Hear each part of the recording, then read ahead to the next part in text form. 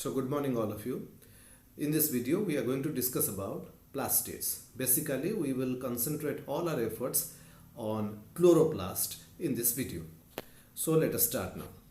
As far as plastids are concerned, the term plastid has been derived from the word plasticose, which means molded. It was first discovered by Ernest Haeckel in 1866, and plastids are considered to be the dynamic organelles which keep on changing during their development. Okay, plastids of a plant cell are collectively known as plastidome. Got it? So Skimper proposed that plastids are of three types. What are those?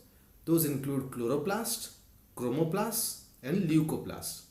As far as chloroplast is concerned, it mainly contains chlorophyll A and chlorophyll B, and chromoplast, it contains fucoxanthin, phycoerythrin like pigments, and leucoplast are actually the colorless plastids which are basically meant for storage. They can be amyloplast, they can be proteinoplast, they can be eleoplast. So amyloplast means if the plastid is storing starch, we call it as amyloplast, and if it is storing proteins, we call it as proteinoplast, and if it is storing your fats or oils, we call it as eleoplast. Okay, so let us go into the details of chloroplast. As far as chloroplast is concerned, it is surrounded by two unit membranes. So it is double membranous structure, and in between these two membranes, that is outer membrane and inner membrane, there is presence of periplastidial space. Okay, so chloroplast is a double membranous structure. If we draw a rough diagram of chloroplast, this is like it. So this one is the outer membrane and this one is the inner membrane. This one is the outer membrane, this one is the inner membrane. So inside the inner membrane encloses a cavity which we call it stroma or matrix. Okay, this particular region is called, this one is called stroma or matrix. Inside the stroma or matrix, we have your grana. These are the grana. Okay, each individual unit is called granum, and all the granum they are united or they are collectively called as grana. Got it? So it is a double membrane structure consisting of outer and inner membrane, which enclose the outer and inner membrane enclose your periplastidial space, and the inner membrane encloses a cavity which is called stroma, where the grana are located or grana are found. So as far as stroma is concerned, let us study about stroma. This stroma is nothing but a watery or proteinaceous substances with a circular DNA, RNA, 70S ribosomes, then lipid droplets called plastoglobuli, and enzymes which are needed for dark reaction. Okay, so I do believe that you know about dark reaction and light reaction. The photosynthesis involves two reactions, light reactions and dark reactions, and that dark reaction takes place in this stroma. So the enzymes which are required for dark reaction all are located in the stroma. Okay, now the most important enzyme responsible for dark reaction is the Rubisco enzyme, ribulose 1,5-bisphosphate enzyme. So Rubisco enzyme, which is responsible for the carbon dioxide fixation which occurs in stroma, that is the dark reaction occurs in stroma, and it is considered as the Rubisco is the most abundant enzyme on earth, and in a rough estimation it has been found that per individual person, per human being, around 10 kg of Rubisco are found. Got it? So Rubisco is the most abundant enzyme on earth. Now come to grana. So grana are made up of flattened sac-like bodies called thylakoids. These thylakoids are packed one above the other like a stack of coin. Okay, as if the coins have been put one above the other. Each individual coin will be called as thylakoid, and the entire stack of coin is called what? Your granum.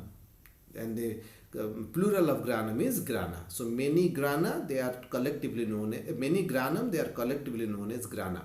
And each granum consists of flattened sac-like bodies called thylakoids. So how many thylakoids are found in a granum? There are around 2 to 100 thylakoids found in a granum. The thylakoids are lipoproteinaceous in nature. Their membrane is made up of lipoprotein. Thylakoids contain the most important part, that is the CF0-CF1 complex. Okay, the F0F1 complex, as it is found, the F0F1 complex as it is found in chloroplast, we call it a CF0-CF1 complex. We will study in details about F0F1 complex in the mitochondria section.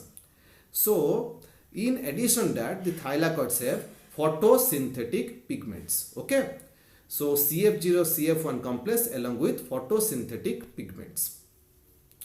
Now the space enclosed by thylakoid, membrane is called lumen. Okay, photolysis of water and the oxygen evolution process that takes place in lumen. As far as photolysis process is concerned, you will study in details about it in light reaction in the photosynthesis chapter. So photolysis of water, that is the splitting of water in presence of light, it takes place in this lumen of your thylakoid. Now grana remain interconnected with each other through some unstacked thylakoids, which are called as stroma lamellae or fret channels. Okay, the grana, two grana, they remain associated with each other by means of stroma lamellae. There are presence of quanta germs, which are called as photosynthetic units of thylakoid. These quanta germs are present on the thylakoid surface. Each quanta germ contains around 230 chlorophyll pigments. So as they contain the chlorophyll pigments, these quanta germs are called the photosynthetic units. Got it? Now let us come to the functions of plastids. Very easy one. As far as chloroplast is concerned, it helps in photosynthesis, thus it is called the glucose factory. Similarly, other plastids are concerned, they sometimes help in storage of proteins that you have already come across, that is leucoplast, storage of fats, storage of starch, isn't it? Then also they are responsible for fatty acid biosynthesis. So these are the functions of plastids. Now let us see the diagram of chloroplast. Okay, as far as chloroplast is concerned, as I have already told you, there is presence of an outer membrane and an inner membrane. This is the outer membrane, this is the inner membrane, and here you can find the inner membrane is enclosing the stroma. In between the outer membrane and inner membrane, there is presence of intermembrane space or periplastidial space, we call it. And the stroma has, in stroma, there are presence of flattened sac-like bodies called thylakoids, and the thylakoids are present one above the other to form a granum. So we can say that a stack of thylakoid is otherwise known as granum. So this is what the structure of chloroplast is. So I hope this video will be helpful to you in understanding the basic structure and function of chloroplast. Thank you.